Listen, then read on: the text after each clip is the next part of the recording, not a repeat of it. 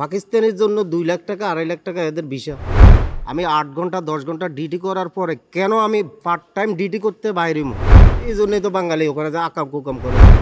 নেপালি টাকার মান আমাদের বাংলাদেশের মান থেকে অনেক কম, কিন্তু এই নেপালি আসতেছে 2 লক্ষ 2.5 লক্ষ টাকার মাঝে।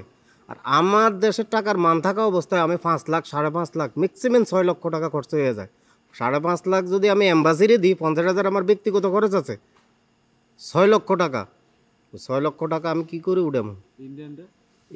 ইন্ডিয়ানের কত? 1.5 লাখ 2 লাখ 1 লাখ। মালয়েশিয়া।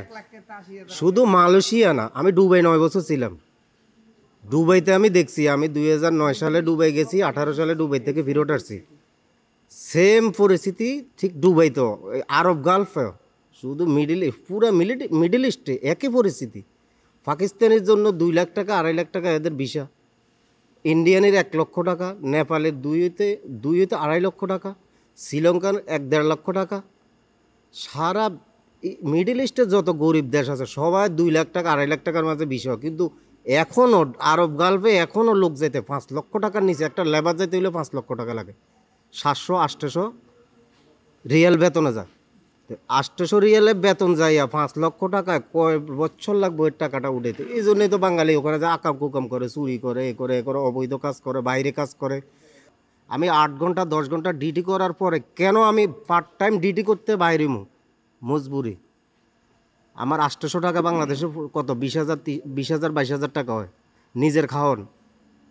আমি এই জন্যে বাইরে বাঙালি বাইরে যে কাজ করার জন্য চেষ্টা করে, যে এখান থেকে আমি যদি মাসে 200-400 টাকা ইনকাম করতে পারি, অন্তত আমার খরচটা হইব, কোম্পানির থেকে যে টাকাটা পাইতেছি এটা আমি দেশে পাঠাবো।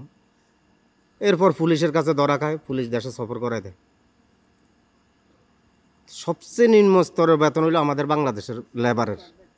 কোনো পাকিস্তানি 800 টাকা 700 টাকা বেতনে যায় না, কোনো ইন্ডিয়ানি 700-800 রিয়ালে বেতনে যায় না। ম্যাক্সিমাম 1200-1300-1500 টাকা। সবচেয়ে কম বেতন হইল বাংলাদেশির, আর সবচেয়ে বিশাল খরচটা হইল বাংলাদেশি।